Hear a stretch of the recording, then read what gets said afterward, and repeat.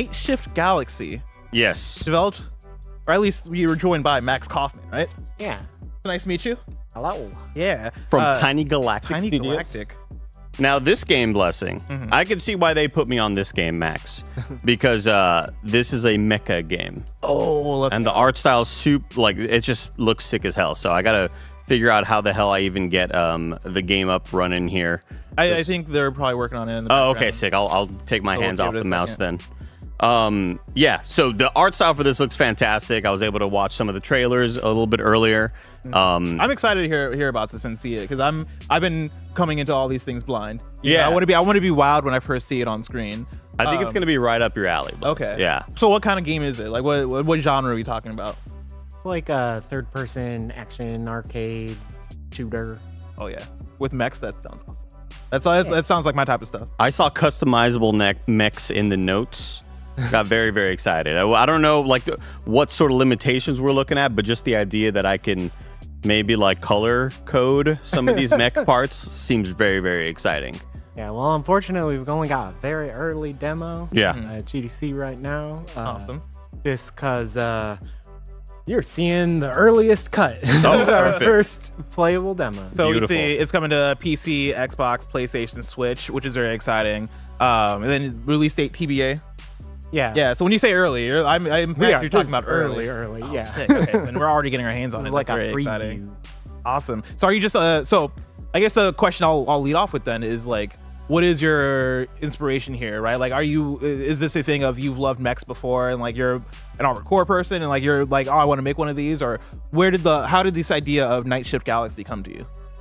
Yeah, I mean, like, I'm kind of into the whole, like, in the aughts, there was really, like, a huge explosion of, like, mech arcade games. We had, like, Armored Core.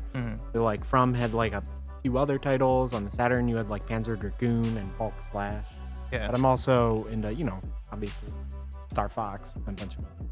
Oh yeah. It kind of got oversaturated and fell off, and then there really hasn't been one for the last decade. And so I'm just, like, making the game that I want to play. Nice. And this really started as just like a passion project. Like I was just kind of doing it on the side and like going on Twitch and just letting people spy on me, just to see how games get made and stuff like that. And yeah, the ball kind of got rolling and there's like enough attention that I was like, oh, I kind of maybe should take this a little bit more serious. I've been making games for 20 years. I'm kind of a bit of a veteran, but I've always been just sort of like a helper elf, kind of in the background. And did you always sort of have this concept and aspiration early on, like I will eventually break out from the other studios and do my own thing? It's more like I kind of like turned 40 and was like, you know what? If I'm gonna do a passion project, I should really just do a passion project. That's awesome. Now. There's never gonna be a right time, so just kind of, I don't know, carpe diem. But yeah, so, and like I'd been talking about doing a project with my wife for a while. She's also a narrative designer. We're both nice. like 80s anime fanatics, like a That's awesome. Yeah, Macross I mean that's immediately I gotta fanatic. shout it out, right? We have the game pulled up now, and the characters automatic. Like immediately, I'm like, okay, cool. I love the anime art style, and yeah, you mentioned like earlier anime, like you could see it.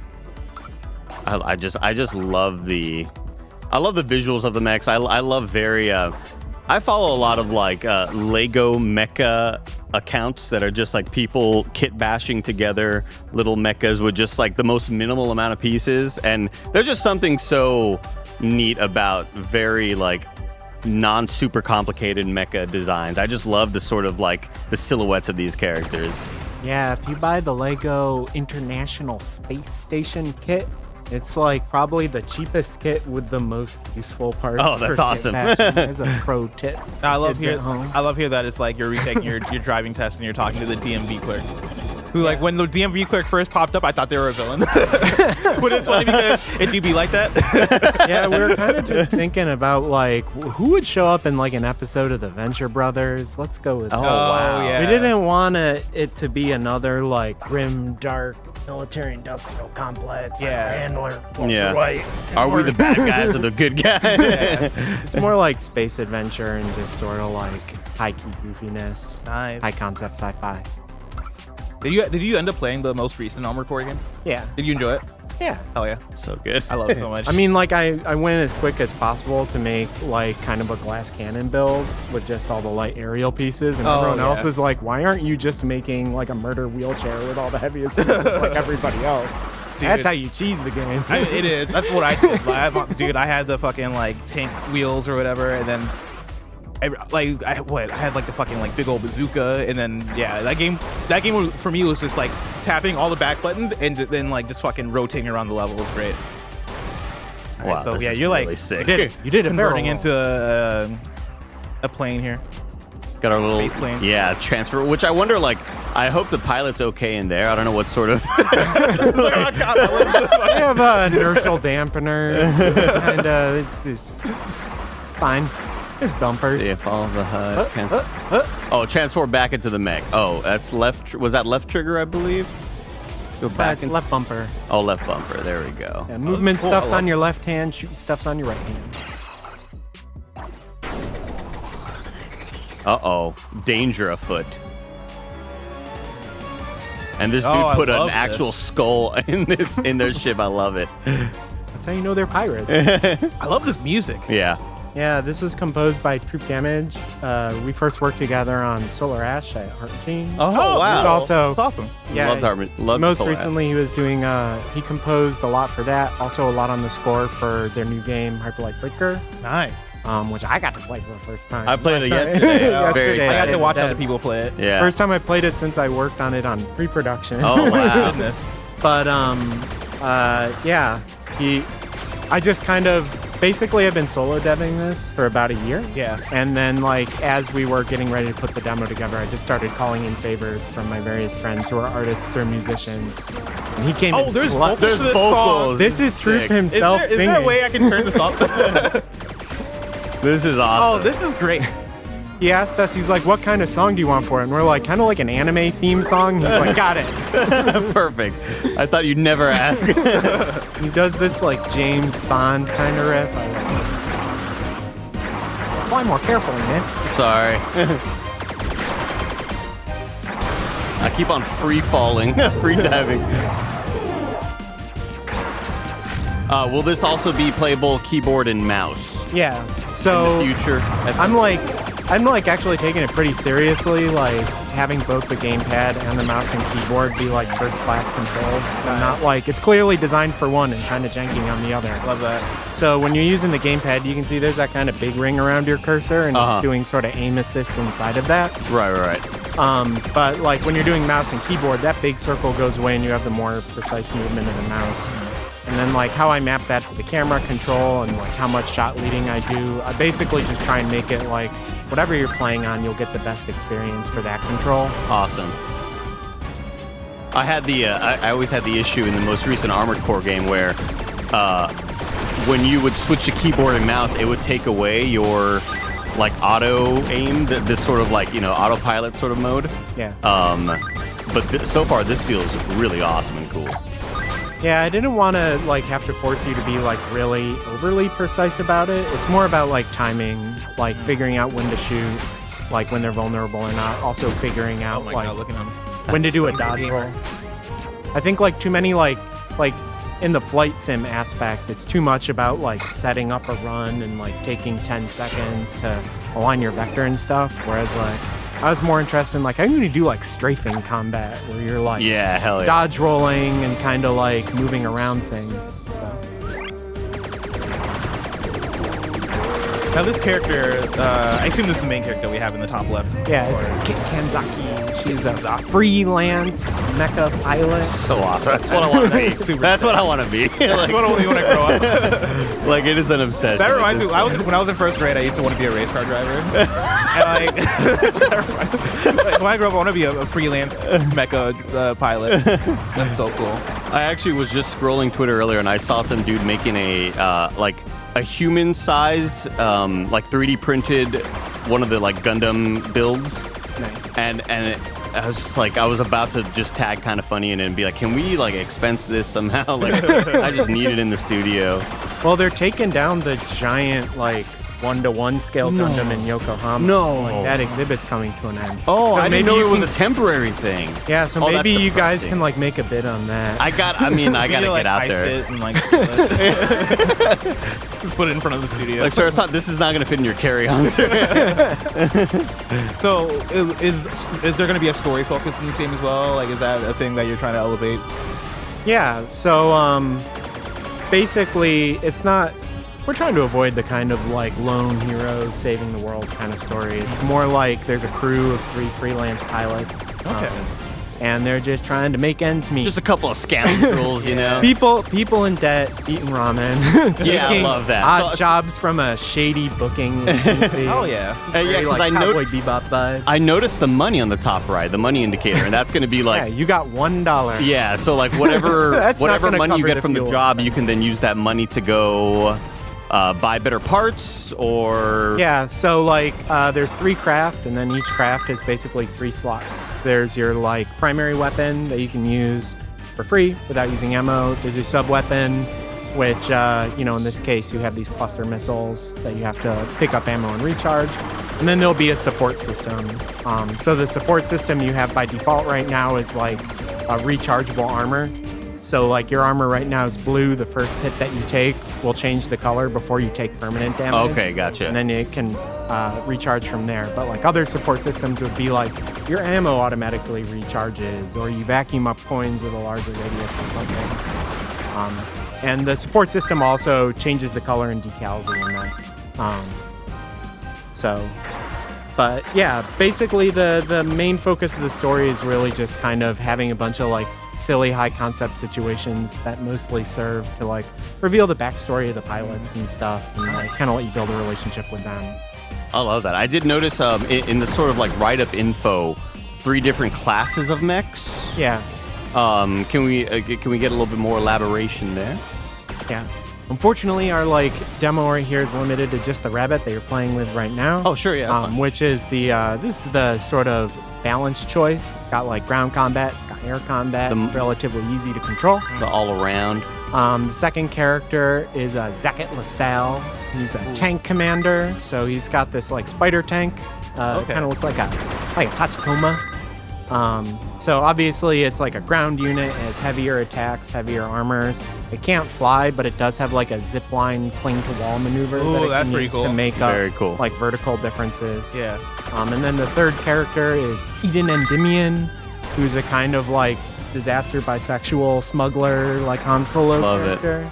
And she has like a dedicated aerial unit called the Falcon, which is just twice as fast and isn't pitch locked at all, so you can do full loop-de-loops. And Oh, okay. and that one's sort of the more like advanced glass cannon choice. Okay. So we kind of hope that like each of the missions would be replayable by any of the characters. It would obviously be like sort of designed with one character in mind, but then you can sort of replay it ground only or air only, like to get sort of like extra challenges. Nice. I just love one of my favorite just like cliche things in mecha animation is just cluster missiles all shooting out in different spots. The Atano Circus. It's one of my favorite things to just look at and just experience. And I think that was like just the early Toonami days of just getting me into like, I always get questions like, Andy, what's your, you always talk about, you love like mecha, what's your favorite Gundam show? It's like, man, I don't know if I ever fully watched, like I watched Gundam Wing as a kid. I don't really have a favorite show. I just love the culture of it. Let me tell you about Megas XLR. That was Really? one right there. Never heard of that Oh, one. have you not heard of it? It's No. it's like, it wasn't like an anime thing. It was like a Cartoon Network cartoon where it was like a big old like country white dude in his garage, and he would convert his car into a big old mech and like Oh. would get into cool ass fights. Yeah, Megas XLR was really cool. I thought you were talking I about would've- Big O. I would have been convinced that you would watch that one. No, I've always tried with a bunch of the different Gundam shows. Iron-Blooded Orphans is probably the most recent one that I've definitely tried to watch, and I could just never like stick with it. But I love watching people's builds of like random, people painting mecha and stuff like that. And I got to assume that's Max. Was that like just a lot of your inspiration as well? Just loving like the angular looks of what these mechas could be. Yeah, I mean, like, there's a certain level, and making like Gundam garage kits. It's called like Gunpla. Oh, like yeah. a big part of this was Oh, yeah. basically just virtual Gunpla, like me just like hanging out in That's like my so cool. Blender and making robots. I was talking with all the illustrations is done by, you can look him up online, Evan Palmer. So in addition to working in animation and concept art, he also has an alt Twitter account where he does just like really elaborate custom Gunpla. That name sounds insanely familiar. I'm pretty sure I've seen that name. But yeah, like we were talking on Zoom. He's like, I was like asking for some like punch up on some of the designs. And I was like, yeah, I was kind of thinking like for the rabbit, to like reinforce the rabbit idea, they might have like big hips and big legs. And like, have you seen like the Woundwort Gundam? And he was like, have I seen the Woundwort Gundam? And he like walks off frame and like walks back on with like 5 kids. God. He's like, yeah, we have seen Rebirth of Xeon. Thank you very much.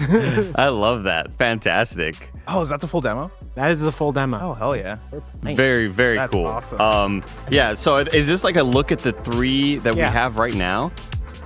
So yeah, so on the left there, that's the Spider, the sort of heavier ground unit, and then on the right is the Falcon. That's the like high-speed That looks- dedicated area. Yeah. The Falcon looking like a Spike Spiegel swordfish kind of. I just love that little That's red really angular cool. look. Yeah, you get in there. You get in there, big dog. I gotta see how this feels. Yeah, so the left bumper is what switches you to this little jet, and then left trigger, if you're like leaning left or right, will do your rolls. Gotcha. Dual barrel roll. Kit Kanzagi. I like the comic book. Yeah, we got a kind of feature that we're working on, sort of like Mario Stars. There's a bunch of hidden secrets in the level, but they're comic book pages. Oh, cool. nice. It was sort of like I really liked how in like Psychonauts 2 they had the memory vault. Oh, right. And so we kind of like wanted to riff on that. It's also, I mean, we're like scrappy indies making this on a budget. Yeah. So rather than like rigging 3D characters and having to like basically set up a whole animation studio, like we can get a lot of the character acting just out of like big illustrations of the dialogue and then comic book pages. What's been the biggest change for you being a solo dev versus working with a team? I mean, it's sort of the thing where it's like whatever I'm not doing is not getting done. So Yeah, like, yeah. if I have to spend like 2 or 3 days solving a hard programming problem, then like, well, the art is just not getting updated, Yeah. and the business emails are just not getting answered. What is programming your like main background at those other studios? Yeah, well, what ended up happening was I went to school for animation. Okay. And I started as a technical artist, which is basically like someone who makes the puppets for all the animators to puppeteer. But then they discovered that I could program. And we're like, what if instead you were a programmer? So then I did that for 2 decades. But like I've always been like mostly interested on the programming side of like how you can use it to do like real good character movement Okay. and like real sort of like dynamic camera control. So, you know, like there's certainly like compelling reasons in a platformer to have the character in like a stable position, like in the frame. But what's nice about a shooter is you're like more interested in the reticle, and, like keeping that stable. So like I can like move the character all over the frame just to like make it look more anime and more Sakuga. Yeah, absolutely. Now you mentioned Evan Palmer was doing like a lot of like 2D art or conceptual stuff for the mecha. Yep. Who did the actual like key art for these characters that we're seeing? Well, I mean, like I did. So Evan did. Well, I did like a bunch of like napkin scribbles. Okay. My, like very basic. Like Here's the vision. Here's my like bad ideas for all these various characters, and then Evan did punch ups on them. That's cool. Very cool. So he did Kid in this. I did the DMV Examiner and the Space Pirate because we were tossing those in very late. I love that.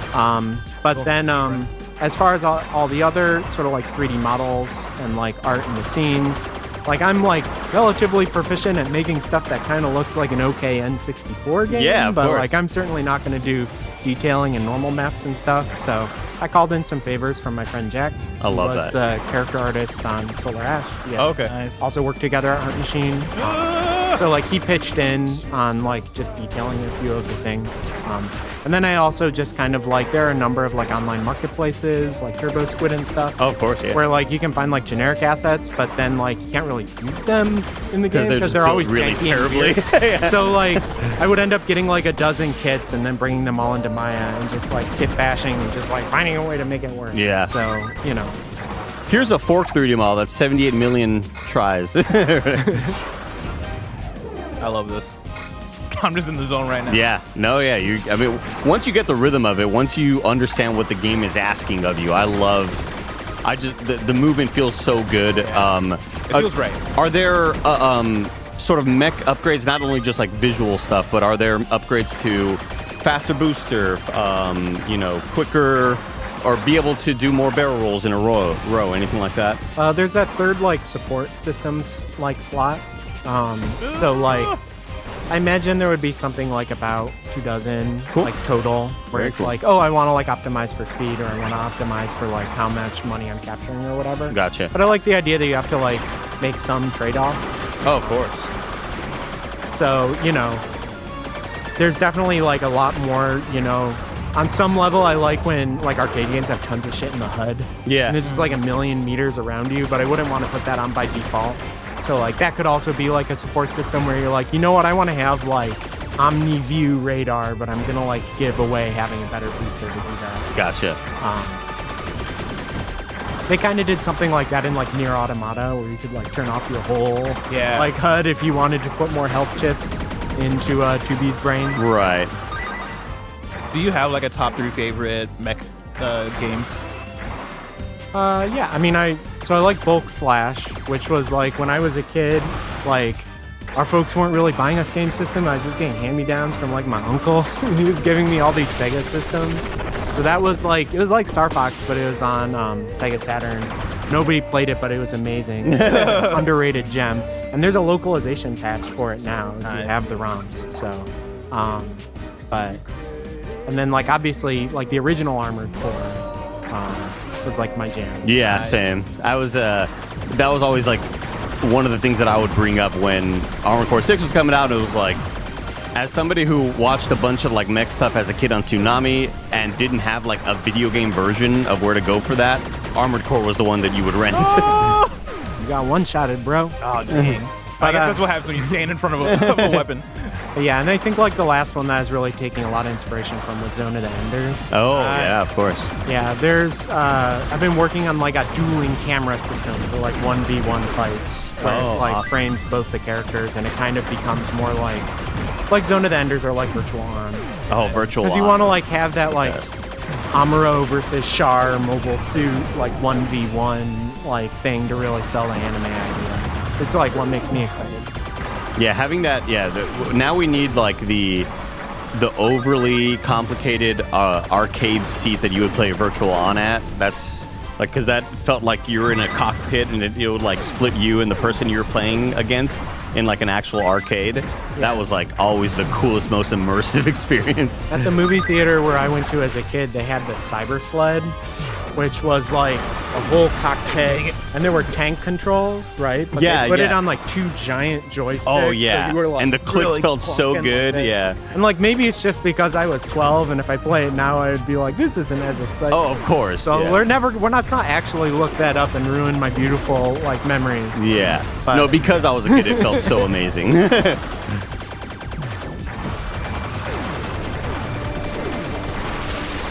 Do that multiple lock-on with the missiles? Shit, There we go. You don't need a lock-on in Yeah, nothing. no, man. Now we'll have to acquire our pirate's licenses Really legally. fun. Oh my goodness. Very, very cool. This is, once again, this is Nightshift Galaxy from Tiny Galactic. We have Max here. And once again, remember, wishlist this on Steam. Go to Steam, wishlist it. What sort of, I think it's down on the monitor below me, but I can't currently see it. I think it's a PC, PlayStation. We're targeting everything. Targeting but, everything. Like nothing's locked down. Yeah, PC, Xbox, PlayStation, Switch, TBA. Everything seems to be TBA right now at the moment. But right now, will this demo be available at any point in the future to like just on Steam or anything like that? Figuring it out. But if people want to spy on me on Fridays on Twitch, I just like open stream dev. Nice. What's the Twitch stream channel? Oh, it's Tiny Galactic Games on Twitch. Tiny Galactic Games on Twitch. And that's great for people who are aspiring game developers and want to sort of see exactly what it takes and kind of what the 9 to 5 is of a full-time game developer. Max, thank you so much for joining us. This is fantastic. Nightshift Galaxy. Go Steam, go wishlist it on Steam right now. Yeah. Well, apparently it's not on Steam yet, right? No. Or is it? Okay, so yeah, follow their Twitter. Go to the page. Yeah. Yeah. Go to Follow twitter.com. Twitter. We've got like Discord. We do like regular devlog there, have an AMA, and we are currently in GDC figuring out where the money's coming from. And once that's done, we'll be on Steam and hopefully early access. So it's gonna be a big year for Tiny Glass. If I win the lottery, I'll definitely throw you a couple bucks. Yeah, for sure. Very excited for it.